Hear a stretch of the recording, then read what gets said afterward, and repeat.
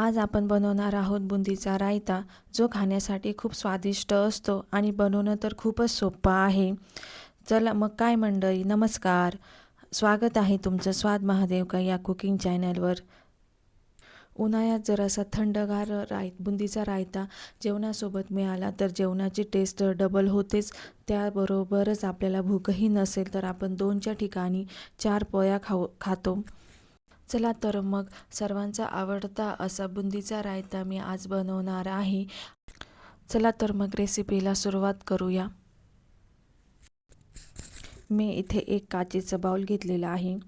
आता त्यामध्ये मी 1 वाटी दही टाकलेलं आहे. हे फ्रेश दही आहे आणि थोडंसं मीडियम आंबट आहे. खूप आंबटही नाही आणि खूप फिकही नाही, मीडियम आंबट आहे. आता ते मी चांगल्या प्रकारे हे फेटून घेणार आहे. त्यामुळे दही चांगलं स्मूथ बनेल.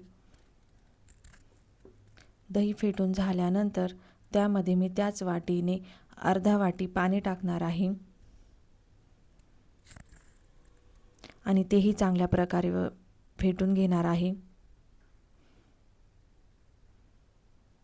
दही व्यवस्थित फेटून घ्यायचं आहे. आता त्यामध्ये मी 1 वाटी बुंदी टाकणार आहे. तुम्ही इथे खारी बुंदी वापरायची आहे.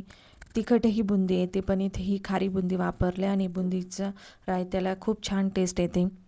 आता ती आपण बुंदी चांगल्या प्रकारे मिक्स करून घ्यायची आहे आणि 5 मिनटं तसंच झाकून ठेवायचं आहे. त्यामुळे बुंदी चांगल्या प्रकारे भिजल्या जाते. तुम्ही बघू शकता चांगल्या प्रकारे भिजलेली आहे आणि आपली तो रायताही घट्ट झालेला आहे.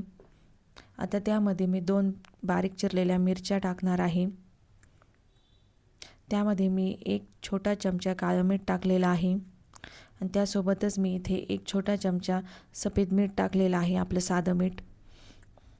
आता त्यासोबतच मी इथे जिरा पावडर टाकलेली आहे 1 छोटा चमचा.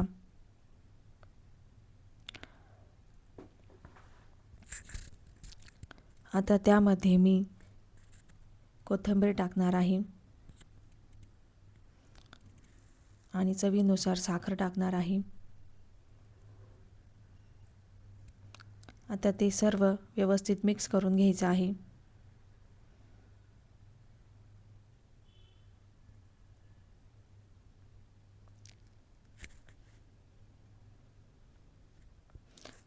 तुम्ही बघू शकता आपला रायता खूप छान प्रकारे तयार झालेला आहे. साखर व्यवस्थित पगळून घ्यायची आहे. आता त्यामध्ये आपण बर्फाचे काही तुकडे टाकणार आहे. आता आपला थंडगार असा बुंदीचा रायता तयार झालेला आहे. तो तुम्ही बिर्याणीसोबत किंवा मसाले भातासोबत खाऊ शकता किंवा जेवतानाही सर्व करू शकता. असा थंडगार असा बुंदीचा रायता तयार आहे.